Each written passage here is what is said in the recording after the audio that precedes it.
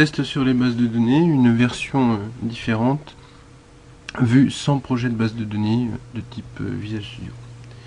Donc ici les éléments en présence, nous avons un projet dans lequel se trouve notre accès aux bases de données. Dans cet accès aux bases de données se trouve une méthode qui s'appelle getNomeCategory, qui retournera à partir de la base le nombre de catégories. Nous en avons une autre plus intéressante, puisque ici celle-ci consisterait simplement à tester les résultats de la requête en faisant une comparaison entière.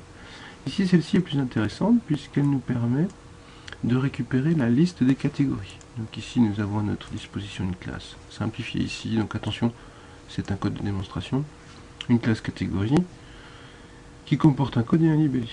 Donc ici notre traitement va aller récupérer dans la base de données la liste des catégories et générer une liste des catégories au sens Visual Studio.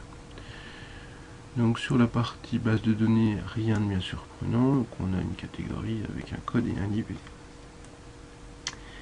Donc maintenant, que nous reste-t-il à faire sur cette méthode-là? Eh bien ajouter le test unitaire. Alors le test unitaire a déjà été ajouté, qu'en est-il? Donc ici, ce test unitaire, finalement, il consisterait à disposer d'une liste comportant les données. Donc ici, c'était été fait en initialisation statique, avec C, etc.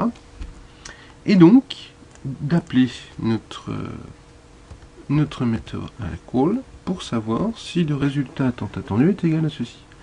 La seule problématique que nous avons ici, c'est que call porte sur des valeurs du framework, donc pardon, sur des types du framework, et donc ne permet pas ce type de comparaison en termes de contenu. Sachant que ici nous avons des listes, mais nous pourrions très bien avoir d'autres éléments qui sont des éléments structurés, mais qui ne sont pas des listes. Donc ici est à votre disposition une méthode, une classe qui va permettre de comparer soit deux instances non évaluées, typées, soit deux listes typées. Donc ici on passera le liste, on passera la liste des collections et on passera les deux paramètres, donc une première collection et une deuxième collection. Donc attention, si jamais les deux collections sont identiques, et bien le retour sera de 0, et sinon le retour sera soit égal à 1, parce que le traitement s'arrêtera dès qu'une différence aura été trouvée, soit le traitement ira jusqu'à déterminer le nombre de différences. Donc, voici les éléments fournis. Maintenant, qu'est-ce que comprend le test? Eh bien, uniquement l'appel à cette méthode. Donc ici, je vais donc utiliser mon comparateur. Ce comparateur dispose d'une méthode compareList. Dans ce compareList, je fournis le type qui va être comparé. Le type qui va être comparé à une liste qui contient ce type.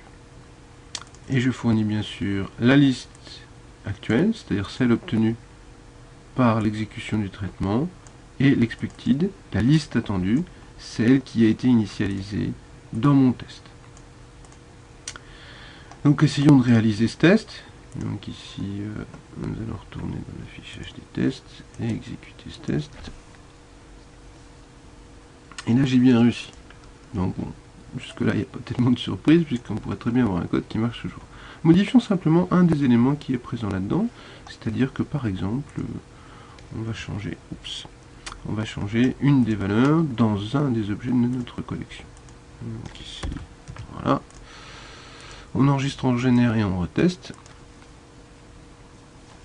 Et ici, donc, le test est négatif. On a bien une erreur de données, puisqu'ici, l'outil de comparaison a été comparé toutes les valeurs de toutes les catégories, de toutes les